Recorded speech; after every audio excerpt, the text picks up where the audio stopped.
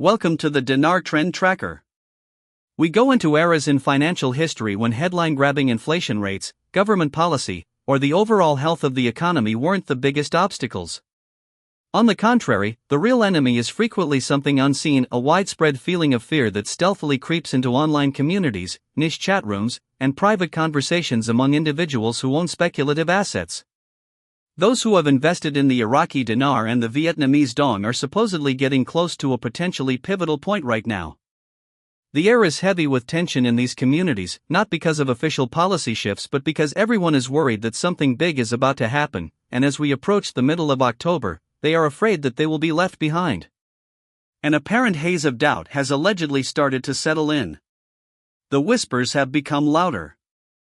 The emotional temperature of the entire community is constantly rising, and information drops are coming more often from diverse sources. Waiting for a financial event has become more of a nervous condition for many participants, like waiting for a verdict that could decide their fate, rather than a patient one.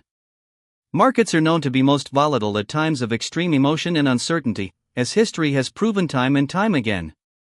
Many people, including those posing as Forex community moderators and those claiming to have banking connections, have begun to warn of an uncertain and confusing time ahead, but the real danger comes from the collective actions that people are afraid to do, which can be detrimental to their long-term interests. They predict that the online communities devoted to these currencies would experience a brief but violent storm from October 16th through the 19th as a result of the confluence of deception and emotional weariness. Something far more subtle and profoundly psychological in character is the principal threat they hint to, rather than an abrupt collapse of currency or a change of policy. They talk about a terrifying surge of panic that could drive people to sell their assets right before a major shift in market mood? Feelings rather than logic dictate the choice. Hard data. There has been this pattern of conduct before. In the annals of finance, it has been noted innumerable times. It usually goes like this: first, you believe, then you doubt, then you despair, and last, you recover suddenly. Less firmly held holders, sometimes called weak hands, are more likely to liquidate their shares when faith is at its lowest point in the cycle so they may escape the emotional burden. Whether one believes in the revaluation narrative or not, the patient few who stay through the upheaval will be the ones to reap the gains when confidence returns to the market. Market results have been influenced by the psychology behind these events, which has persisted for generations. People have spent years, and in some instances even decades, waiting for a precise outcome that has not yet come to fruition. There may come a point when giving in to the want to just stop trying becomes nearly impossible.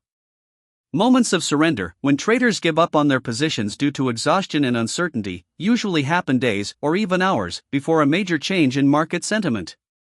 That being said, the window that opens around the middle of October has turned into something of a severe psychological challenge. There seems to be a turning point that will divide the governed at this very moment. Because they are frightened of the people who lack the self-control to wait for things to calm down and assess the situation objectively, rather than reacting emotionally to the chaos around them. Reportedly going around these networks is a key admonition not to sell before you see a possible reward. This advice draws on one of the most basic lessons in market history. Selling off one's emotions is usually followed by rational payouts that are grounded in principles or that validate changes, and is fueled by fear and despair. This pattern, which has been around for as long as speculation, is characterized by widespread skepticism right before a possible gain and by a period of depression just before a possible fall. This similar emotional trajectory can be followed across a vast array of assets and innumerable historical periods. That human nature, with its propensity for impatience and dread, has persisted through all this time is proof of that. In the volatile world of finance, factors like the historical example provided by gold in the 1970s or the many ups and downs experienced by Bitcoin in its early stages are important considerations. Both times, a large number of market players were unable to weather the storm of uncertainty. Even though they lost money on many of their asset sales, they were able to sit on their hands and watch as prices soared to new heights. The bitter and amazingly constant irony is buried within these cycles. Only the most self-disciplined and patient traders seem to be able to weather the market's emotional storms without behaving rashly, as if to test their convictions, therefore guaranteeing their place in accordance with those people's future advancements.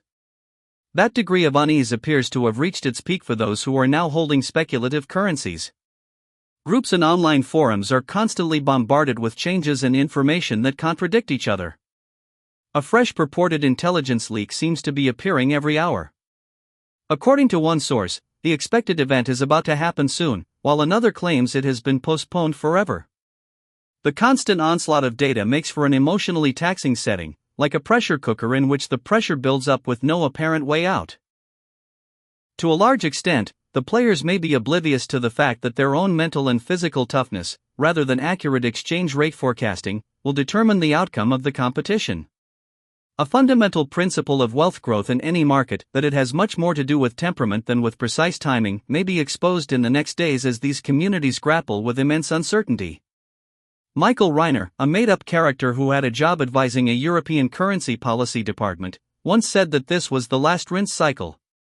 He coined this phrase to describe the time immediately preceding a big market shift, when an overwhelming sense of uncertainty forces everyone without true conviction in their stance to flee. The market truth he captures is universal, even though his comments are speculative in this specific setting. The rumor-driven worlds of speculative investing are typically the places where every major market boom starts, with widespread despair and capitulation dotting the landscape. For everyone concerned, this so-called rinse cycle can reach particularly cruel and emotionally draining levels. At some point, in the aggregate, traders, bloggers, and hopeful holds may all hit a wall where emotional exhaustion completely eclipses logical reasoning. Typically, at this point, the community starts to split into competing groups. Some people will hang on to hope like a lifeline, spreading any glimmer of optimism they can discover. As another group begins to make its voices heard, claiming the dream has died and that everyone should give up. The period of emotional weariness serves a special purpose within the market cycle, but if enough financial manias are studied, from the South Sea bubble in the 18th century to the dot-com bust in the late 1990s, the same pattern appears. It essentially leveled the playing field, paving the way for a fresh round of accumulation. We will never know if the Dinar and Dong groups are building up their wealth because of actual, imminent changes or because they see an opportunity. However, the mentality behind the procedure is the same for any item. In these kinds of scenarios, the most strategic and experienced players almost never get into the heated debates that happen online. Quietly monitoring the chaos from a distance, they wait for the majority of the other participants to be overwhelmed by fear and exhaustion before making a decisive move. That is where speculation really comes into play. The internal terrain of the mind, rather than charts or complicated data models, is where the battle is waged. Competing at the highest level requires the opposites of impatience and fear, of self-control and impulsivity. In order to avoid making hasty judgments or selling off assets out of panic, it's important to step back and assess the situation from a psychological standpoint. This is not necessarily the beginnings of a covert currency revaluation or a real financial collapse. An alternative reading sees it as the dramatic culmination of a long-simmering speculative story that has enchanted people all across the world for decades. There is a consistent psychological pattern that all markets follow, no matter how specialized, unusual, or uncontrolled they are. As optimism rises, this pattern progresses from an anticipation phase into a euphoric one. Then, as contradictory data starts to surface, there is usually a period of uncertainty. Once the initial phase of perplexity passes, it gives way to despair when expectations are not fulfilled. Following this, there is a final period of stabilization once the emotional turbulence fades away. Those who can spot this pattern of events as they unfold will have the upper hand in weathering it. In the next days, social media feeds and private chat groups will most likely be even more teeming with half-truths, unverified screenshots, and cocky claims from so-called experts, those who manage to avoid being swept away by the uncertainty and make decisions based on their emotions rather than a well-thought-out plan. Such trends in the spread of information have been noted on multiple occasions in other realms of speculation, such meme stocks in the rapidly growing crypto community and in a number of fringe investment projects. Sharing disinformation is often done with good intentions. A sincere desire to assist or educate is usually at the root of it. Regardless, the end result is always the same. The community's anxiety levels rise, and people act hastily and emotionally, regretting their choices later on. Digital frenzy begins with this process. There is no basis of verifiable facts upon which it grows. Instead, by means of procedures that include strong emotional contagion and constant repetition. It only takes one person posting a supposedly important update for 10 people to rapidly amplify it without checking independently. Within the information bubble, the initial rumor has transformed and gained an indisputable air of credibility by the time it reaches thousands of people. It is not unbiased financial data that causes a panic window. It is built when people's beliefs and the harsh reality of unfulfilled expectations clash forcefully, making everyone's lives more unpredictable and volatile. When investors have been holding out hope for a certain result for a long time, months or even years, their emotional capital becomes as important as their financial capital. They have poured a lot of time, energy, and money into this story, not to mention their aspirations and dreams. Fear of losing that substantial emotional commitment, even in the face of unfounded allegations, might cause responses that are more powerful and illogical than any real market event could. Individuals start to worry that they have been deceived, that they will lose out on a great chance, or that there is some hidden information that only a select few know about. A strong psychological double bind is created by this. Anxieties over being incorrect in FOMO, or the fear of missing out, are powerful enough to cause irrational behavior in even the most level-headed individuals. For others in the community, this is the very reason why the scheduled dates in October have taken on a sinister air. After countless rounds of online conjecture and prediction, these dates have taken on a profound significance of their own. The dates themselves are, in fact, completely subjective. On the other hand, time is a commodity in a rumor-driven economy. With each new deadline looming, time becomes of the essence. Furthermore, engagement is sparked by that sense of urgency. Maintaining interest in the story and keeping the audience engrossed. The more time passes when people anticipate something that doesn't materialize, the stronger their emotional responses get when confronted with another possible trigger. At its heart, the discussion stops being about the money. In the midst of all the hype and speculation, it's important to remember to keep your feet firmly planted on the ground by focusing on the facts, as this will help you navigate the collective mentality of a community that has put so much energy and resources into the prospect of a revolutionary shift. There has been no official announcement or hint of a large impending revaluation of the Iraqi Dinar or the Vietnamese dong by any global banking institution, central bank, or respectable financial regulator as of yet. The hopes of holders are not being judged by this remark. All it is a statement based on facts that can be proven. Although it does put people's hopes into context, it does not make such hopes useless. Cultivating emotional discipline is more important than constantly going after unverified reports in this setting. From Ray Dalio to Warren Buffett, all of history's most successful investors have one thing in common. Rather than letting themselves be swept away by the ebb and flow of market mood and social media sentiment, they base their most crucial judgments on concrete facts and long-standing beliefs. They know that when the masses go in one way, the truth is usually on the other side, therefore they examine feeling as a whole. Even if a panic were to break out between October 16th and the 19th, a level-headed observer would not consider it a disaster. Rather, they will see it as an intriguing example of mass psychology in action, proving that contemporary digital networks can intensify human emotions at an unprecedented rate and scale. Consequently, the essential point is not about a particular reassessment. The focus here is on learning the ins and outs of speculating in this age of instantaneous global communication. There is a mini-event in the market after every like, repost, and intel drop. This is not due to any change in the asset's fundamentals, but rather to a gradual change in community mood. The initial stride toward becoming an expert in this dynamic is to become aware of it. Though chaos is on the horizon, the situation is far from hopeless. Panic rarely heralds a cycle's end in speculative markets. As a matter of fact, it indicates a state of emotional weariness. As soon as the group's morale hits rock bottom, the decibel level rises, and many of the individuals who lack self-control start to back down. Interestingly, the market cycle typically resets itself, paving the way for the next phase, at the exact point when there is mass capitulation. Midway through October, we might be seeing compelling evidence of human behavior following a timeless and predictable pattern: disbelief, ridicule, intense hope followed by panic.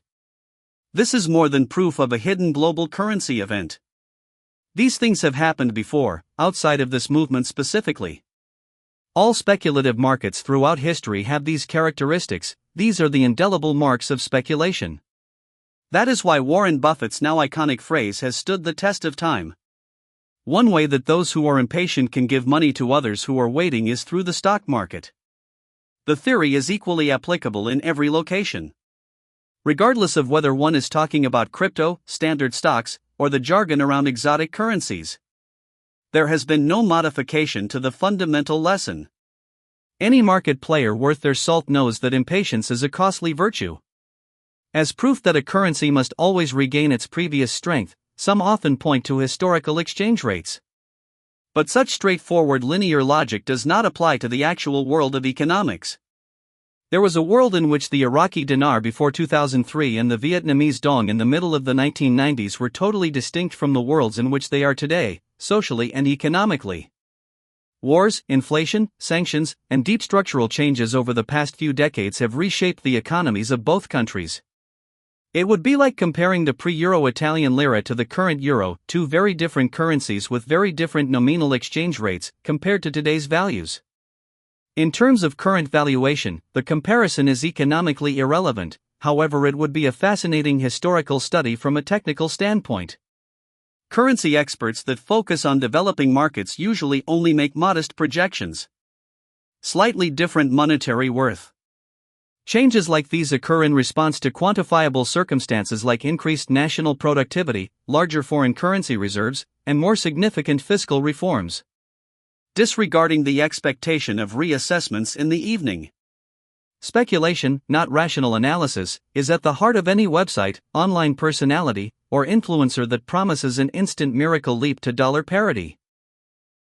The massive disparity between the value of these currencies in the past and their current states does, however, reveal something significant. In the aftermath of a major economic shock, national currencies can become extremely vulnerable, and restoring trust on the international arena can be a challenging and time-consuming task. In Iraq, the currency is quite volatile on a daily basis. When it comes to their money, the majority of Iraqis use cash, doing most of their business through an informal market system and a web of local money changers. Because of its cash-based structure, the dinar's street value is extremely susceptible to local emotion and gossip. Local bazaar prices might fluctuate greatly in a short amount of time when rumors about possible policy changes spread on social media or local television news, even while the official exchange rate of the central bank hardly changes at all. There is no hidden global shift occurring here. They are the outward manifestations of a major knowledge vacuum in the home market. There has been considerably less noise and more control coming from Vietnam on the speculation around its currency. The Vietnamese dong is kept on a managed float by the State Bank of Vietnam. This means that the currency can move within a restricted band, with gradual adjustments made over time, so that Vietnam's exports remain competitive. Not an indication of a covert revaluation plan, but a regular governmental measure to discourage black market trade and money flight, the periodic tightening of cash controls within the country. One of the main reasons foreign investment in Vietnam has been rising consistently over the past decade is because of the country's relatively stable currency.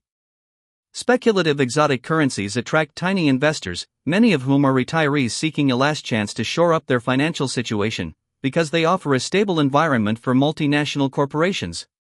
Due to the high emotional stakes involved, they may be easy prey for con artists who promise questionable early cash-out options or special buyback prices. Fatigue, both emotional and financial, has a history of producing bad decision-makers. The best thing to do at this stage is really easy. Do not respond to unsolicited web offers anymore. Always double-check your financial details with reputable, regulated organizations. And instead of trying to catch a miracle, stick to investing in diversified, transparent assets, says Karen Whitfield, a senior consultant who has seen currency transformations in many developing nations. Highlights the fact that these changes in the value of money are not random occurrences but rather well-orchestrated transitions. Such steps as fiscal recalibration, digital banking integration, asset verification, and lastly the ultimate valuation adjustment are all described as layers in her process map. She elaborates that individuals with a stake in preserving the pre-reform economic imbalance frequently orchestrate a time of policy resistance before any of these layers can be effectively instituted. Retail participants, the everyday currency holders, are often the most susceptible group during transitions since they stand to lose the most, according to Dr. Whitfield.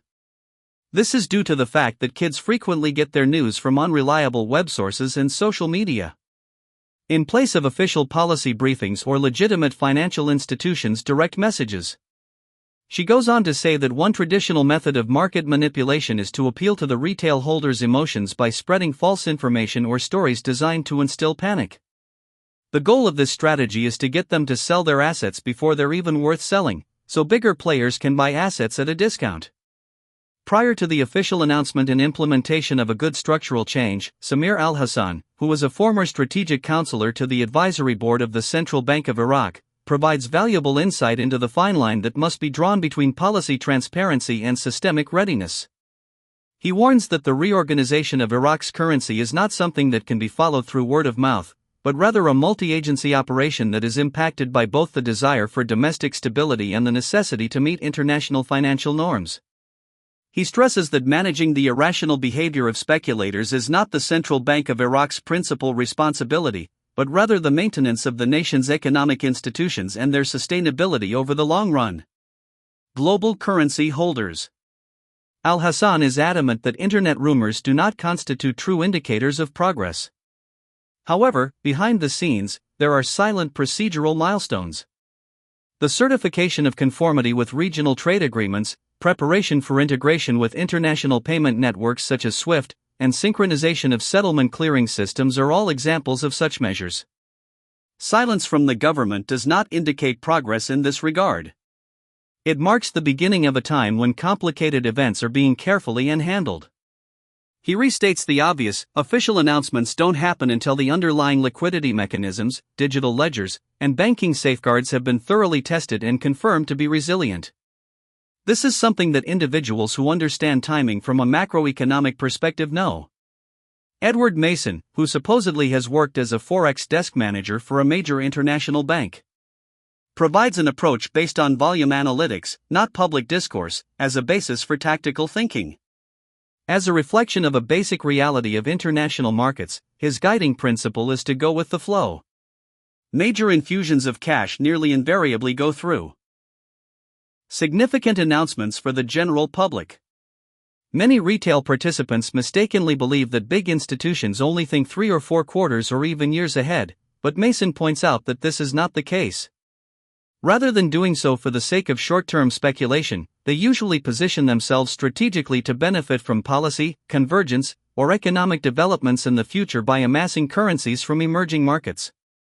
Because they include complex financial instruments, correspondent bank accounts, and off-exchange private transactions, he says, these accumulation tendencies are difficult for casual onlookers to see. Many people in the retail sector mistakenly believe that institutions are uninterested or inactive when they are silent. Silence, however, is frequently the cover under which the most important and strategic actions are made in the world of professional trading. Mason says that holders should look at big-picture economic trends like currency swaps between central banks, flows of money sent abroad, and the diversification of national reserves, since it shows where the money is going. In preparation for the forthcoming mid-October opportunity, institutional confidence is subtly building.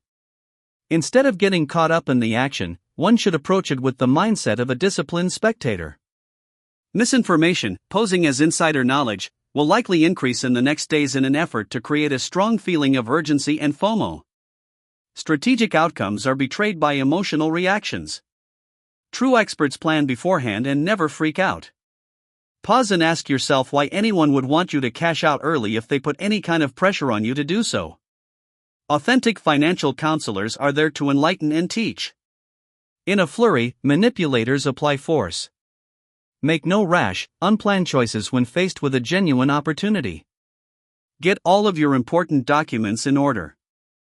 This includes identification documents, receipts, authenticity certificates, and anything else that relates to your possessions. If you do this little bit of preliminary work now, you'll be ready to go through the verification channels quickly and easily whenever valid redemption or restructure processes are revealed. Be discreet with your holdings and when you announce them. Subdued self-control is rewarded with substantial wealth transfers. You put yourself in harm's way and invite needless scrutiny when you air your stance to the public. The best course of action in such a volatile setting is to keep quiet, be prepared, and be patient. Some people may start to feel like the world is collapsing around the middle of October due to the overwhelming amount of messages, social media noise, and abrupt increases in discourse. This can lead to a visceral and possibly false sense of urgency. The truth, however, is probably going to be far more measured for anyone with market expertise. Neither a collapse nor a crisis in the conventional sense describe this situation. More precisely, what is happening can be regarded as a last psychological cleanse, a removal of impatience, fear, and rumors from the system prior to the following phase. Banks, central banks, and structured investment funds, together with the other key actors, will resume their usual, systematic operations once the dust settles.